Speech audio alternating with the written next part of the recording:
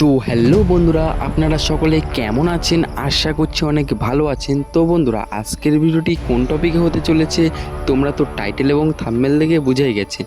তো বন্ধুরা, আজকের ভিডিওটি হতে চলেছে শফিকের সম্পর্কে। বন্ধুরা, তোমরা তো জানো যে শফিক এখন পুলিশের হাতে রয়েছে এবং শফিক একটা কেসে এখন শফিকের পুলিশের হাতে রয়েছে এবং শফিক জেল থেকে কবে ছাড়া পাবে এবং শফিক যে জেলে গেল এর পেছনে কার হাত আছে, কার দোষ বেশি, এবং শফিক যে জেলে রয়েছে এখন বা হোমে রয়েছে, যাই হোক, তো সেখান থেকে কখন বা কবে ছাড়বে শফিককে সেটাও তোমাদের এই ভিডিওর মাধ্যমে বলে দেবো। তার জন্য তোমরা ভিডিওটি ফুল ওয়াচ করো। তো বন্ধুরা, চলো আজকের ভিডিওটি শুরু করা যাক। তো বন্ধুরা, প্রথমত বলি যে শফিক যে জেলে গেছে এর পেছনে বিশেষ করে তাদের যে দুই বন্ধু রুবেল এবং রাকেশ, এদের জন্যই শফিক জেলে গেছে। কেননা এরা শফিককে মানে যা কিছু কথা বুদ্ধি দিত বা শফিকে যেটা বলতো সেটা শফিক করত। এদের পাল্লায় পড়েই শফিক আজকে জেলে। এবং এইটার পেছনে কার দোষ আছে, শফিক কি তারার?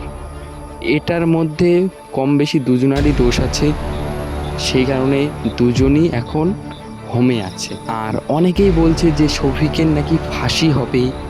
তো বন্ধুরা, শফিক যে একটা ছোটোখাটো কেস, সেটা ঠিক আছে, এই কেসে শফিকের ফাঁসি হবে না, কোনো কিছুই হবে না শফিকের।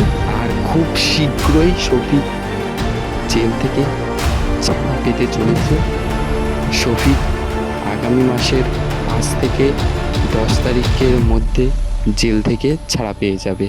আর এত তাড়াতাড়ি ছেড়ে দেওয়ার একটাই কারণ, শফিক নিজের মুখে স্বীকার করেছে যে আমি তারার সাথে সংসার করব, তারার সাথে আমি থাকবো। সেই কারণে শফিককে এবং তারাকে এত তাড়াতাড়ি ছেড়ে দেওয়া হচ্ছে। তো যাই হোক, ভালো, শফিক তারার সাথে থাকুক, আমরা ওটা চাই।